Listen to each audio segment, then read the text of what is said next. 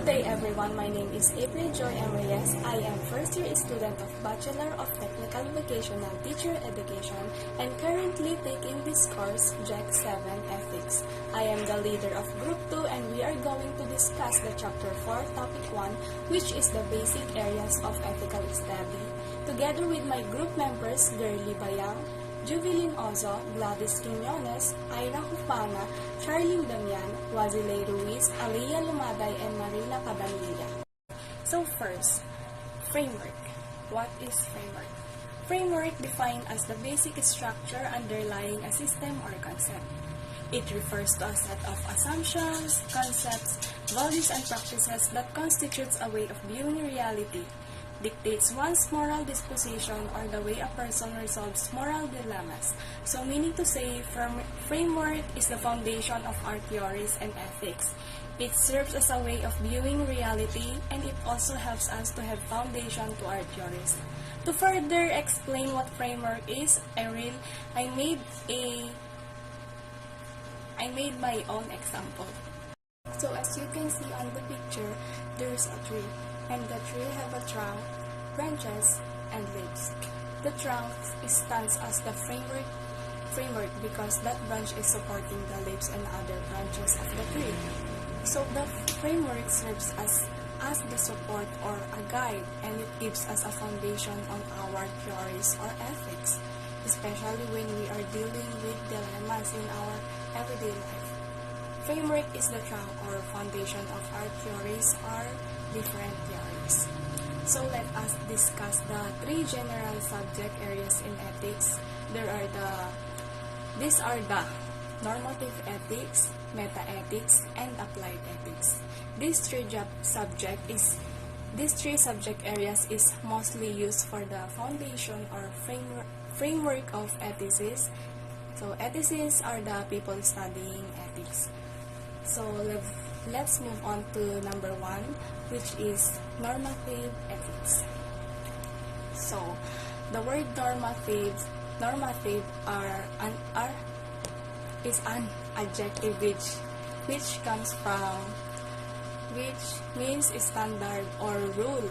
So moral norms are standards or principles with which people are expected to comply. So obviously we have different studies about what standards are. So the normative theories of focus. So the normative theory focuses on what we claim as a moral action, on what are good and what are bad, and what kind of behavior is right and wrong. So, normative ethics are basically the guidelines we use to live our lives, and it provides a framework for how we ought to behave in various situations. For example, in our lives, we have duties to others because of the relationships we have with them. We are family members, friends, co-workers, and citizens. The duties we have to others vary depending on the relationship. For example, we have a duty to our family to take care of them, but we also have a duty to our co-workers to be productive. As citizens, we must vote in elections and contribute to society through volunteer work. As a friend, you may offer emotional support or help find employment for your friend. So normative ethics is the study of how we ought to behave and what kind of people we ought to be. It addresses questions such as what is the good life, what are duties, what is right and wrong, how should we treat other people. So there are 3 main types of normative ethical theories, which is deontology, teleological ethics, and virtue ethics. Good day, everyone. I am Girly Bayang, and my topic is all about deontology. So, deontology is under the normative ethics. Deontological normative ethical theories place the locus of right and wrong in autonomous adherence to moral laws or duties. It emphasizes the correlation between duty and morality of human acts. In deontological ethics, an action is considered morally good because of some characteristic of the action itself. So, Sabi dito, sa deontological ethics daw, yung aksyon ay nako-consider lang na mabuti kung yung dahil sa karakteristik ng isang aksyon. Dahil doon mismo sa karakteristik ng ginagawa mong aksyon. Not because the product of the action is good. Hindi lang dahil doon sa hindi lang dahil doon sa mabuting kinahinatnan na product na ginawa mo, na product or na action na ginawa mo. So, yan. Descriptive of such ethics are such expressions as duty for duty's sake, virtue is its own reward, and let justice be done through the heavens fall. So, sinasabi dito na sa deontological ethics is walang pakialam, it's either yung action man na ginawa mo ay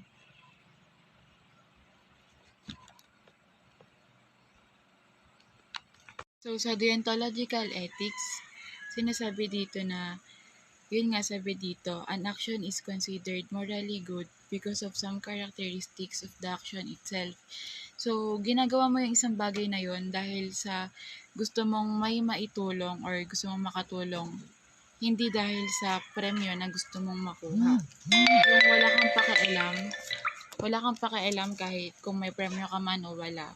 Basta ang importante is makatulong ka sa kapwa. So, deontology is also called duty-based ethics. Deontology is interested with what man does, not with the consequences of his actions. It advises people to do the right thing because it is the right thing to do and keep away from wrong things because they are wrong. People are counseled to do the right thing even if that produces more harm than doing the wrong thing. People have a moral obligation to do the right thing even if it produces a bad result. So, sabi dito, ang deontology daw ay tinatawag din na duty-based ethics. Sinasabi din dito na yun nga, people have a moral obligation to do the right thing even if it produces a bad result. So, kung ano man yung maging resulta ng ginawa mo, at least ginawa mo yung tama. So, yun. Good morning, everyone. My name is Jubilin Oso.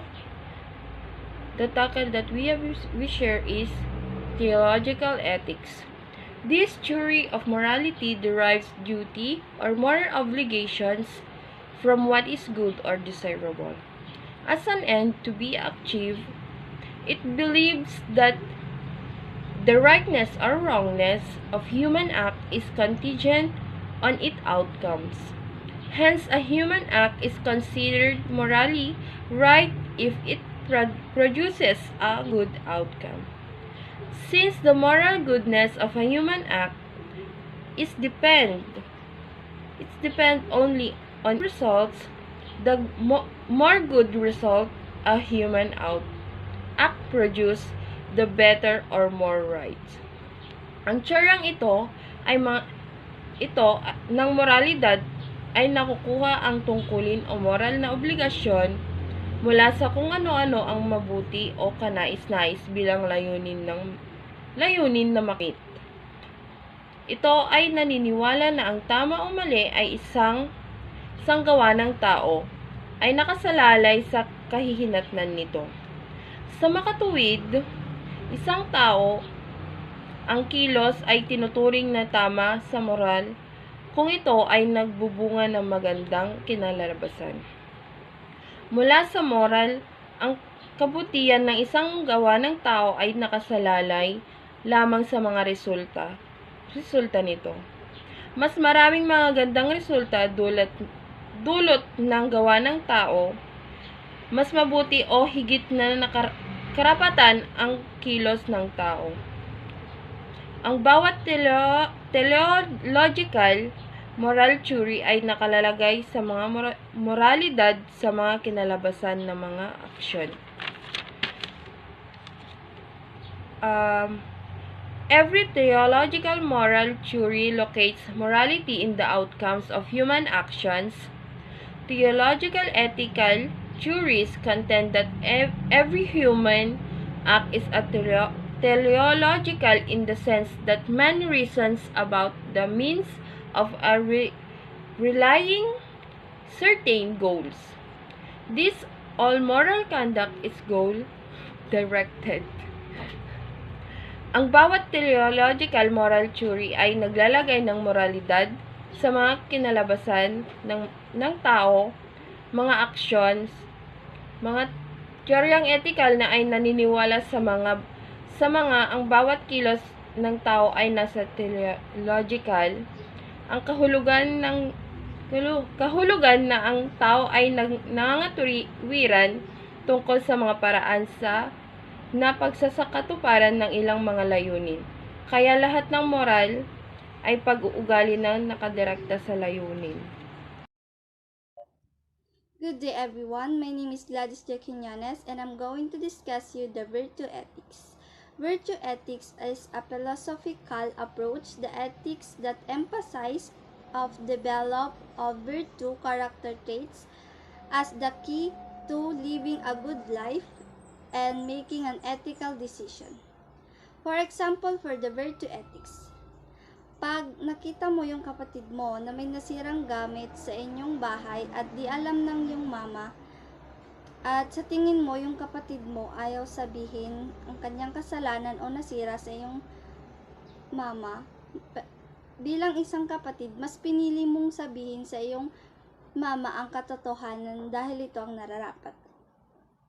Because according to virtue ethics, a person who possesses virtues such as courage, honesty, compassion, and generosity with natural make a good ethical decision because this virtue guide them to act in a ways that the consistent with her values and the well-being of others.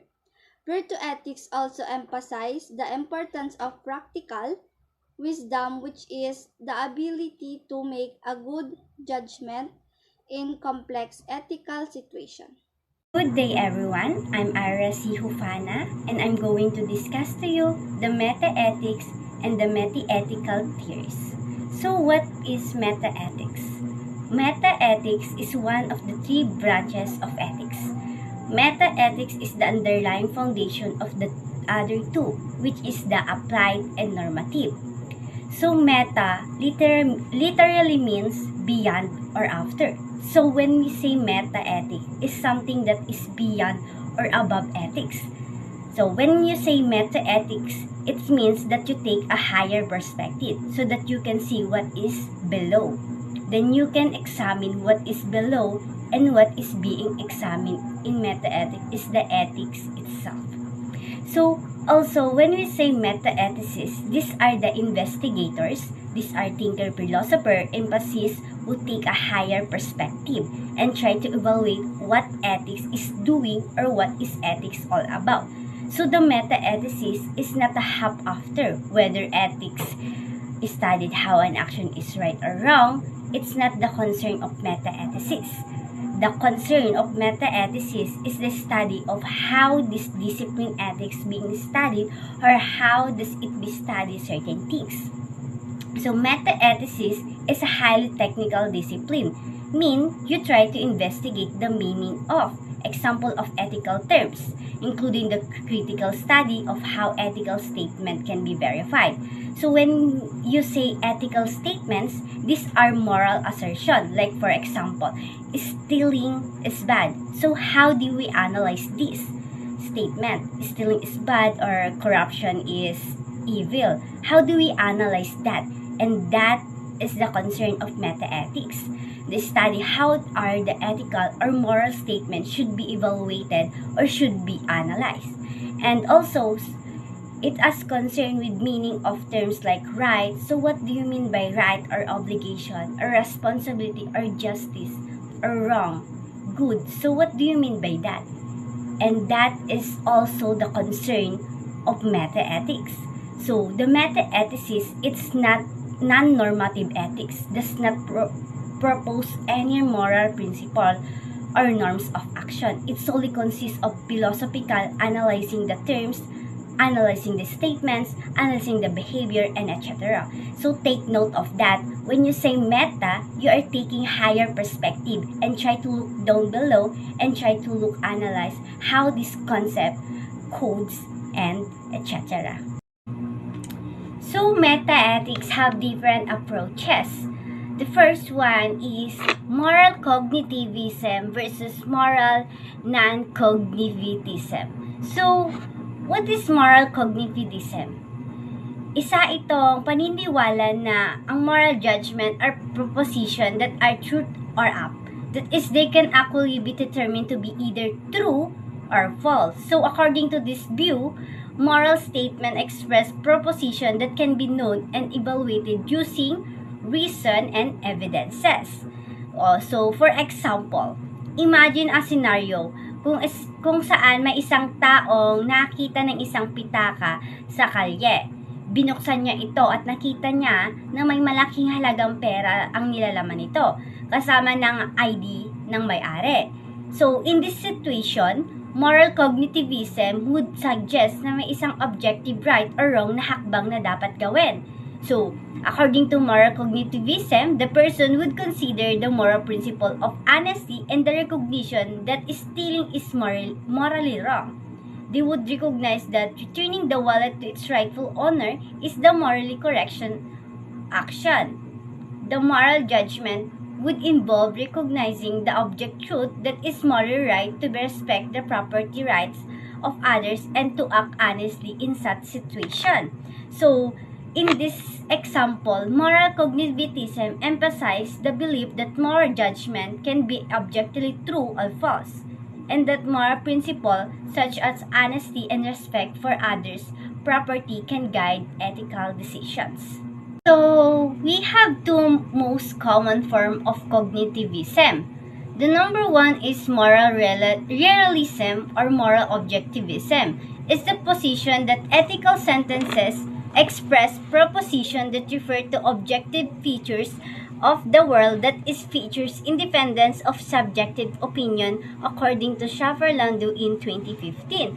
So, it means po, moral realism is assert that there are objective truths in morality that exist independently of our own thoughts or opinion. This means that there are principles or laws in morality that are true and applicable in the world, regardless of our desire or personal perspective. For example, saying killing innocent is wrong expresses an object truth. It is not solely based on an individual opinion or society's culture. Instead, it signifies that taking someone's life without proper justification or justice constitute an objective violation of moral principles. So overall, moral realism states that there are objective features in the world that reflect moral truths and they are not purely based on what each individual or society desires or believes. So the number two is ethical subjectivism. So, ethical subjectivism is a moral perspective that emphasizes the diversity of individual beliefs and highlights the relativity of morality. And consequently, the basis of goodness or badness is not objective truth but rather the consideration of people's beliefs and opinion. So, sa madaling salita, ang pagtingin na ito ay nagsasabi na ang moralidad ay batay sa mga personal na paniniwala o kagustuhan ng mga tao or ako, ganon. For example, the moral statement, cheating on exam is wrong. So, sinasabi ko kanina ng ethical subjectivism is the truth or falsity of this statement depends on individual attitude and beliefs. So, halimbawa, si person A, naniniwala siya ng cheating is morally wrong because it involves dishonesty and undermines the integrity of the educational system. So, and on the other hand, personal B may have a different perspective. They might argue that the pressure to succeed academically is intense and cheating can be seen as a mean to level the playing field or gumaan yung stress nila. They might believe that the consequences of cheating can justify their actions. So, both person A and B are equally valid. The moral judgment about cheating on exam is not based on objective truth but is dependent on each individual's attitude, beliefs, and personal experiences. So, itong moral realism and ethical subjectivism is magkaiba. Dahil ang realism is hindi siya nakabase sa belief or personal na experience ng tao. Hindi kagaya sa ethical subjectivism is nakadepende siya through individual attitudes, beliefs, or personal experiences. So, dito na lang tayo sa moral non-cognitivism. So, non-moral cognitivism argued that moral judgment are not cognitive or truth-bound, but instead express emotions, attitudes, or preferences. So, non-moral cognitivists hold that moral statements do not aim to describe moral facts or truths, but rather serve as expressions of personal feelings, desires, or social conventions. So, we have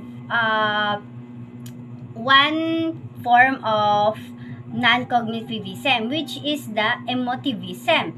So, ang emotivism is nagpapahayag ng personal na damdamin o emosyonal na pagtingin ng isang tao sa isang ethical issue. Ibig sabihin, ang moral na mga pangungusap ay hindi kinakatawan ang mga katotohanan o proposisyon, kundi mga reaksyon ng damdamin o saulubin ng isang individual. So, for example, torture is wrong. Then, ang response ng emotivism dito is kung ano yung saloobin nila dito sa statement nito. For example, ang saloobin nila is torture makes me feel afraid and uncomfortable. And so, ayun ang example ng emotivism kung ano ang saloobin ng isang situation, ng isang tao sa isang situation o statement. So, in summary, moral cognitivism treats moral judgment are cognitive proposition that can be true or false. Whereas non-moral cognitivism views moral judgment as expressions of subjective attitudes, emotions, or preferences rather than claims about objective moral truths. So, we have another meta-ethical theories, which is the moral universalism versus moral relativism. So, moral universalism is the moral truth is the same for all people at all times, at all places. So, ang moral universalism is dito is pantay ang judgment of morality, nakabaliktaran ng moral relativism. So, for example, kunwari may nakasalunga kang kakaibang culture under moral universalism, you're gonna respect them at papakitaan pa rin na mabuting asal kahit magkaiba kayo ng culture. So, in moral relativism naman, moral truth is not some for all people at all times and all places. So, kabaliktaran ito ng universalism. So, ang moral relativism, there is no objective and ultimate standard of morality. So, each moral judgment about right and wrong is related to a person's culture, social, historical, or personal circumstances and preferences. So, for example, pinaniwalaan ng relativism dito kasi is may piling-pili lang yung pinapakitaan mo ng mabuti. Bumibase ka kasi sa antas ng pamumuhay nila, gaya na lamang ng mga puting lahi. 'Di ba? Mababa yung tingin nila sa mga itim. Gaya din ng mga mayayaman sa mga mahihirap. Madalang lang yung mga mayayaman na nagpapakita pa rin ng respeto sa mga mahihirap. Good day everyone, I am Charlene Damian and I am going to discuss to you all about moral empiricism versus moral rationalism versus moral intuitionism. So the first one is moral empiricism. So moral empiricism is an ethical perspective which assumes that moral knowledge is based on one's experiences and observations. It claims that moral learning and knowledge is not possible without experience. Sa moral empiricism, ang kaalaman ay batay sa karanasan at obserbasyon ng isang tao. At posible ang pagkatuto at kaalaman ng moral kung walang karanasan. So, for example, pinakopya mo yung sagot mo sa kaklase mo sa quiz. At pagkatapos nito ay mas mataas yung grado ng pinakopyahan mo kaysa sa'yo. So, from that situation, may makukuha tayong aral at sa sitwasyon na yon ay matututo na tayong sa susunod ay hindi na tayo magpapakopya ng sagot. Like that. And from the word empiricism is the idea that all learning comes from only experience and observations. So that from the past experiences, mas natututo tayo at nagkakaroon tayo ng kaalaman sa mga nakaraang pangyayari. According to Silus and Cord, this ethical view is an extension of empiricism in epistemology that states that knowledge comes only or primarily from sensory experience. According also to Forrest and Kaufman, empiricism emphasizes the role of empirical evidence in the formation of ideas rather than innate ideas or traditions. So, in short, other forms of moral empiricism suggest that moral truths are reducible to matters about man's judgments and beliefs or cultural practices, and therefore are recognizable by observation and experience of their practices. So, dito sa moral empiricism, mas recognizable dito yung observation and experiences from the past sa nakaraan natin. Mas recognizable dito yung mga obserbasyon at yung mga nakaraang experiences natin. So, the second one is moral rationalism. So, according to Capps and Pattinson, moral principles are knowable a priori by reason alone. Priori is a term applied to knowledge considered to be true without being based on previous experience or observation. In this sense, a priori describes knowledge that requires no evidence. Dito naman sa moral rationalism ay itinuturing na totoo ang kaalaman ng hindi batay sa nakaraang karanasan o obserbasyon gaya ng moral empiricism. Hindi sila magkaparehas. Dito naman, hindi naman masusukat na totoo yung moral kapag based on observations and experiences. Ito, inilalarawan ng priori ang kaalaman na hindi nangangailangan ng ebidensya, only your reasons. So, last one is moral intuitionism.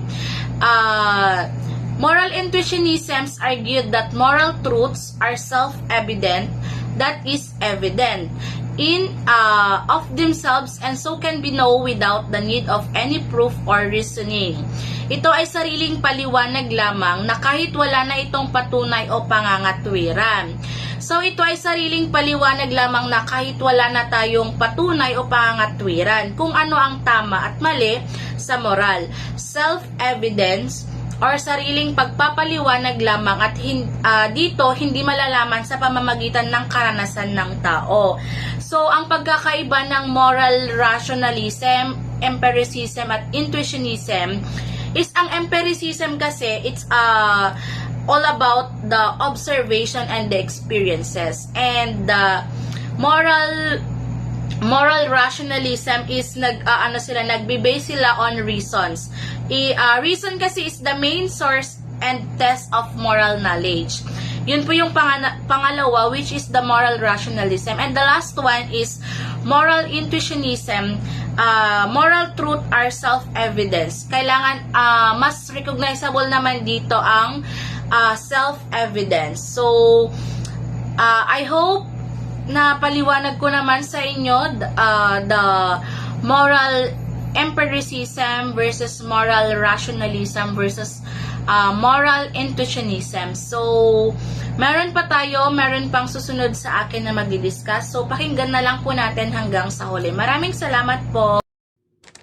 Hey guys, good day. I am Wazili Ruiz from BTP TED 1. So, for today's video, I will going to discuss to you the applied ethics. So, ano nga ba ang applied ethics? Applied ethics refers to the practical application of moral consideration It is on ethics concerning the real-world action and their moral consideration in the areas of private and public life, the profession, health, technology, law, and leadership. So, applied ethics is the philosophical examination of moral standpoint of particular private or public life that matters moral judgment. It is just attempt to use philosophical method to identify the morally correct course of action in various life and various field of human life. So, applied ethics, from the name applied, it is how you applied your ethics. So, from the definition of applied ethics, it is talk about moral judgment, which is it defined as whether an action is morally right or wrong. So we can base this judgment partly on decisions whether your actions violates or promote basic ideas or values. For instance, the act of murdering someone who assaulted you might be seen as a violation of ideal or forgiveness. So, applied ethics means it is your action or your behavior from the real world. Example for this are abortion, euthanasia, poor sex before marriage, the death penalty, die on marriage of gay or lesbian, war tactics, censorship, so-called or white lies. So, applied ethics approach to the examination of moral dilemmas that can take many different forms, but one most influential and most widely utilized approaches in bioethics and healthcare ethics. So there are four principal approaches. These are the autonomy, maleficence, beneficence, and justice. So applied ethics distinguish the normative ethics, which concerns standard for right or wrong behavior, and meta-ethics, which concern the nature of properties and the judgment and the attitudes. So there are three areas of ethics appears to be distinct. This use applied ethics approach often draws upon certain nominative ethical theories. So number one is the consequentialist ethics, which depends only on consequences. Number two is the deontological ethics, which is perform the right action regardless of actual consequences, and it is virtual ethics, which assert the right action that chosen by suitably virtuous agent. So those are the three areas of ethics. Again, consequentialist ethics, the ontological ethics, and virtual ethics. So those are the parts of applied ethics. So that's all for today's about applied ethics. I hope you learned something about the applied ethics. Thank you and bye. Good day everyone, I'm Aliyah Jane Lumaday and I'm going to discuss bioethics and environmental ethics. So the first one is bioethics. Bioethics, this is the branch of applied ethics that studies the philosophical, social, legal issues arising in the medicines and the life sciences. Bioethics devotes its time and attention in studying the moral controversies brought about by advances in biology and medicines. So, bioethics, sinasabi din dito na ito ay nababahala sa siyentipiko sa pagsulong ng maaaring magbago ng paraan na intindihan natin ang kalusugan, ang nararamdaman, at sa huli ang paraan ng ating pamumuhay at pagkamatay. Ito ay multidiscipline dahil sa kumukuha ito ng mga contribution mula sa maraming iba't ibang akademiko, mga disiplina or professional na specialization tulad ng philosophy, teolohiya, kasaysayan, antropolohiya, batas, medisina, nursing, patakaran sa kalusugan, gawaing panlipunan at medical humanities. The second one is environmental ethics. Environmental ethics, this is disciplines in philosophy that studies the moral relationships of human beings too, and also the value of moral status of the environment and its non-human contents. It deals with man moral obligations, the preservations and care of the non-human world. So, ang ethics sa kapaligiran ay nakasalalay sa prinsipyo na mayroon ang lahat ng mga anyo ng mga buhay sa mundo ang karapatang mamuhay.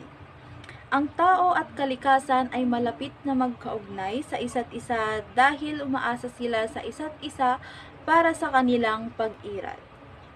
Sa pamamagitan ng pagsira sa kapaligiran at ang mga nilalaman nito na hindi tao, ang tao ay hindi makatarungan at immoral na itinatanggi ang karapatang mamuhay.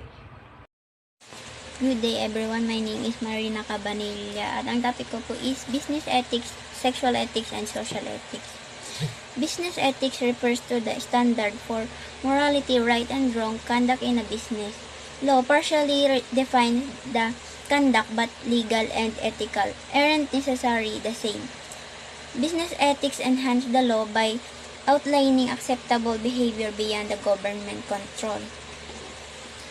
Business ethics is a practice that determines what is right, wrong, and appropriate in a workplace. So, business ethics, dito na makikita yung ethical behavior mo or ugaling dapat nakikita sa pinagtatrabahuan mo or mga kasamahan mo sa trabaho. Kung naaayon ba to or tama ba to o mali. Ang purpose ng business ethics is to ensure the consent moral attitude within the company. And business ethics help to ensure everyone in a workplace is treated with respect and fairness and honesty. So, nakakatulong nga yung business ethics para ma-ensure na lagi ay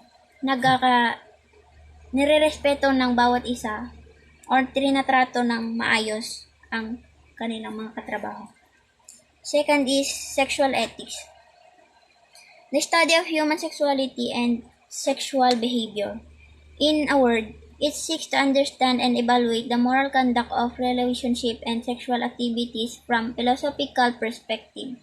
Sex is a huge important to us. It is a branch of philosophy of sex, part of applied philosophy studying sex and love. It includes both ethics and phenomena such as prostitution, rape, sexual harassment, sexual identity, and the age of consent and homosexuality. Dito naman na yung judgment through your sexuality, identity, or about your sex, or dito naman na nakikita yung sexual behavior ng isang tao. Dito na nadidetermine. Lastly is social ethics. Social ethics is a collection of values and behavior of a given culture or people group.